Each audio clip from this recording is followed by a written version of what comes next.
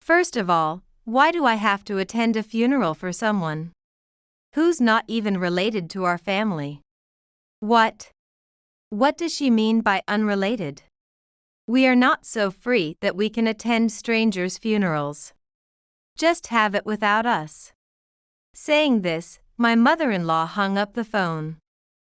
When I returned from the funeral, I found a piece of paper on the table. A divorce paper. At that moment, I decided to sever ties with my husband and his family. I thought, I will use that money just for my mom and me. My name is Ashley, a 30-year-old office worker. My husband, Steve, and I met at a mixer 3 years ago. He had a kind demeanor, and I felt that life with him would be peaceful and happy. We exchanged contact details and started dating. As expected, he was always gentle, and I felt very healed by him. He took great care of me, and I seriously considered marrying him. Then, he felt the same way and proposed to me. Of course, I accepted immediately. That's how we got married. After that, we quickly went to greet each other's parents. First, we met my parents, who felt relieved seeing his kind demeanor. They both gave their blessing for our wedding. Next, we went to greet his family. His parents and a younger sister lived at his home, and his sister was also present during our marriage greeting. His family seemed very close, and he was even more smiley with me around. Not just kind, but family-oriented, truly a good person, I thought. Growing even fonder of him. I imagined that even if we had children, we would build a warm, happy home. However, there was one thing I disliked about marrying him: the wedding. Steve and I discussed our wedding plans extensively and were preparing various things. But at some point, his mom and sister started interfering. It started with him saying, "My mom suggests this for the wedding," which I initially appreciated. However, gradually his mom began to intrude more, even joining the wedding discussions. I wanted to decide with Steve alone, but I couldn't just tell his mom to leave, so I reluctantly allowed her to participate. Then his sister also started joining the discussions, saying this and that about the wedding. And even when I expressed my wishes, his mom and sister would say it's not good or their way is better. It was my wedding, but Steve agreed with his mom and sister, so I compromised. The worst was the wedding dress. I had a dress I desperately wanted to wear. I loved it when I tried it on before, it was adorable. But his mom and sister didn't hold back, calling it tacky. They said wearing it was unthinkable, that it made my body look bad and old. Then they picked a dress for me, insisting it was better, and forced me to wear it. I didn't feel it suited me at all. I told Steve I didn't like this dress, but he said, "Mom and Sis picked it out, so let's go with it," failing to support me. I was taken aback. It was our wedding, yet why couldn't he respect my opinion?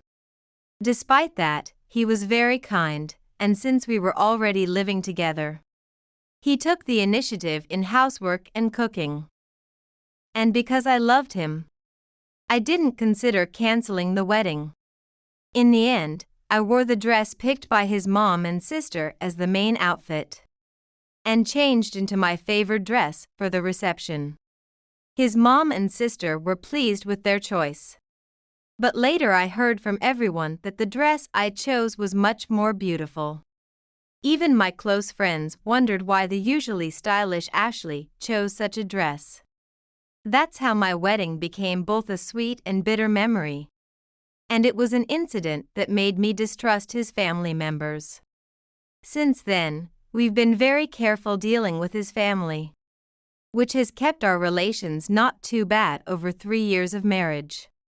But recently, a problem occurred when my dad became seriously ill, requiring care. Since then, I've been visiting my parents' house to care for my dad with my mom. Steve, being fundamentally kind and able to do housework himself, didn't complain about my caring for my dad. He even drove me there when he could. However, during Christmas, I angered his family. Knowing my dad couldn't move well and to reduce my mom's burden, I returned to my parents' house early to help with the Christmas preparations, and spent it with just the three of us. The doctor had said my dad's condition wasn't good, and I didn't know how long I could spend time with him. So I wanted to spend Christmas with my parents and my own family. But this seemed to anger his family. Suddenly, during Christmas, Steve called. "Hello? What's up, Steve?" Ashley, can you come here right now?" "What's wrong?" "Well, Mom and everyone are upset, saying why aren't you coming?" "What?" "But I told you clearly. I want to spend this year with my parents." "Didn't you tell them properly?" "Yes, I definitely did. But Mom and everyone won't accept it. A wife usually shows her face at her husband's home during Christmas. All my relatives are waiting too, can't you come?" I was speechless. Steve understood my dad's situation better than anyone in his family. Yet, why was he persuaded by his parents? "Sorry, but I've decided to spend this year with my own parents. I can't go to your parents' place."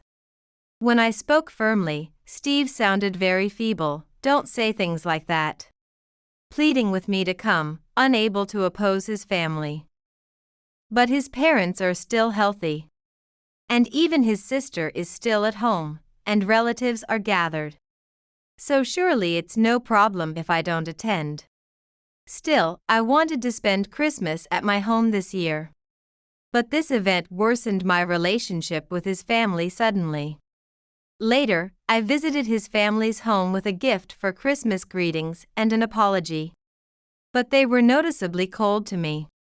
"Oh, you're coming now? What are you here for?" I came for Christmas greetings. Here is a gift of sweets," I said, but my mother-in-law snatched it away, saying coldly, "We don't need any greetings." I realized she was quite angry and apologized. "I'm sorry I couldn't join the family gathering over Christmas. I think Steve has told you, but my dad has a severe illness. And we don't know how much longer he can be with us," I explained. "I wanted to spend Christmas with him. I hope you can understand." As I said this, the family members coldly watched me with crossed arms. "I guess you believe we're not really important to you, huh?" my mother-in-law accused me. "No. That's not true." "Oh really? Then show us some sincerity that you care about us," she challenged.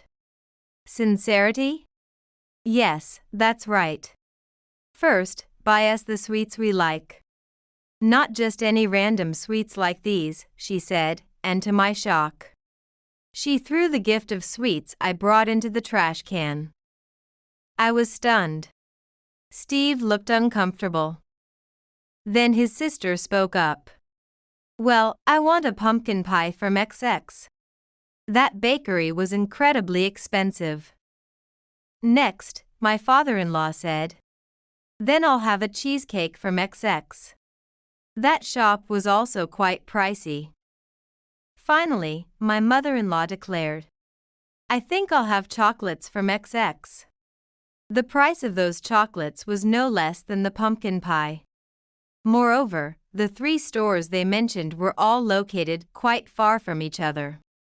Fulfilling their wishes all at once would be quite a challenge.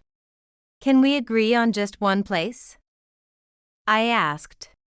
The family members gave me the same cold look as before. And then it was Steve who responded. "Of course not, buy everyone what they want." "What?" I was speechless. I had thought that Steve would support me against such unreasonable demands. Moreover, on the way here, he had promised to try and mediate between his family and me. But as soon as we arrived, he sided with his family. Disappointed in Steve, I rushed to the car and hurried to buy what his family had demanded. However, upon returning, I was scolded for being late and called useless. I had to wait at popular shops, and none of the stores were close to each other, so it naturally took time. Yet, why must I be criticized like this? From then on, Steve's family regularly summoned us to their house, treating me like a servant. You said you'd take care of us, so it's only fair that you do this much, don't you think? They would say while making me do all sorts of chores like housework, cooking, and running errands. Eventually, I couldn't take it anymore and said, I'm fed up with being treated unfairly, and refused to go to their house anymore. No matter how much I complied, their treatment of me never improved but only worsened. Moreover, balancing visits to his family with caring for my dad was too much. So I decided to only visit my parents' house. Steve blamed me, saying, "Why won't you listen to my mom?" I had reached my limit.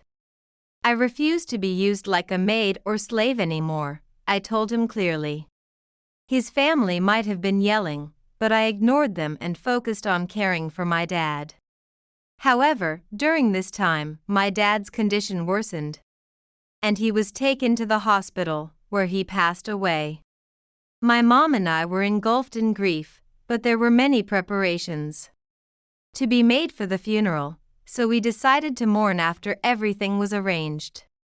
While busily preparing, I called Steve to inform him and asked him to have his family attend my dad's funeral. Steve said, "Okay," but minutes later I received a call from him. And it was actually my mother-in-law on the line. "Hello, is this Ashley?" "Mother, what's the matter? Who do you think you are?" "Excuse me?"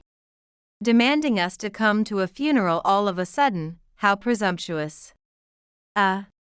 First of all, why do I have to attend a funeral for someone who's not even related to our family? What did she mean by that? We are not so free that we can attend strangers' funerals. Stranger. Steve and I are married, aren't we family? Humph. A useless wife like you is just a stranger. So your dad is just a stranger to us too. We don't care about your dad's funeral. Just have it without us. With that, my mother-in-law hung up the phone. I was speechless. I hurriedly messaged Steve, but he replied, "Mom said we don't have to go, so I won't." I was shocked as I read his message over and over. Does Steve not have his own will? I was appalled by his compliance with his family's demands. I decided to focus on my dad's funeral, and together with my mom, we proceeded. When relatives asked why Steve and his family weren't there, I answered honestly. Everyone was outraged, suggesting I should cut ties with such people. At this point, I was also considering divorce. I had to have a serious talk with Steve once I got home. After returning from the funeral, I noticed a piece of paper on the table. I was shocked when I saw it. A divorce paper. Steve filled out his part already, and I was convinced his parents were fine with it. Steve was not home, and I couldn't even discuss it with him. It must have been his decision. At that moment, I decided to sever ties with my husband and his family. If they were inclined that way, I was not going to hold back either. I immediately submitted the divorce paper to the office, packed my belongings, and returned to my parents' house. Since my mom had heard the phone call during the funeral, when I told her about the divorce paper, she warmly welcomed me, saying, "This saves us a lot of trouble." I felt relieved to be able to separate from my husband at this point. If I had continued the marriage awkwardly, surely my dad's inheritance would have been targeted by his family. I decided to use that money just for my mom and me. A few days later, while I was peacefully spending time with my mom, my ex-husband suddenly called me. "Hey Ashley, how long are you planning not to come back?" "What? What are you talking about? I've already left that house." "What?" My ex-husband sounded very foolish. "What are you saying?" "Left. Because you left that divorce paper, that was your will, right?" I had reached my limit too, so I submitted it. "What? Really? That was supposed to be used as a threat by Mom and the others. I never intended to divorce you." I was utterly exasperated. You really can't make decisions on your own, can you? Breaking up was definitely the right decision. As I said this, it seemed my ex-husband was at his parents' house and had put the call on speaker, because the voice on the phone changed to my former mother-in-law. "What the hell are you doing? What do you mean? You guys are the ones who made me leave the divorce papers, right? I submitted them taking your intentions into account. What a terrible daughter-in-law you are. I'm not your daughter-in-law anymore." "Shut up. It's absurd to submit the divorce papers before sorting out things like property division." "Right. Didn't your dad pass away and leave you an inheritance? Give us half of that money. Steve was still your husband when your dad died, so he deserves half of the inheritance." "Well, indeed, the division should be half each." "So, how much did you inherit?" "I inherited $600,000. $600,000. Upon hearing about the large sum, my ex-in-laws rejoiced. "So, Steve can get $300,000. If he gets that much, you are of no use to us anymore. Once you transfer the money, live however you want." How selfish can these people be? And how foolish. What are you talking about? My dad's inheritance doesn't fall under property division. What? It's all mine. Besides, you all called my dad and me strangers, didn't you? I have no money to give to strangers. Too bad for you. Please give it up." The voices on the other end of the phone quieted down suddenly. "What? So, we won't get a penny?" "Yes, please give it up. Isn't it fine? You got rid of a terrible daughter-in-law like me." When I said that, my ex-in-laws quickly changed their tune and began to plead with me. "Ah, Ashley, everything up to now was just a lie. It was like a long, drawn-out prank." "That's right. We totally think of you as family. Such blatant lies make me sick. It's a waste of time to deal with these people. I'm going to hang up now. If you even come near my house, I will call the police immediately." After I said that, my ex-in-laws fell silent. I hung up the phone and blocked their numbers. To keep things safe, my mom and I sold our house and moved to a new place. It turned out to be a really good idea. Apparently, my ex-in-laws, harboring a grudge, attempted to break into my old home with weapons to steal money from me. Luckily, strangers were living there by then and promptly reported them, leading to their arrest. As a result, my ex-husband, ex-father-in-law, and ex-sister-in-law lost their jobs and are now living a miserable life as the whole family is unemployed. Meanwhile, my mom and I signed a lease for a modest apartment, and I am using my dad's inheritance for our future. I continue to work hard, and live happily with my mom, supporting each other as a family.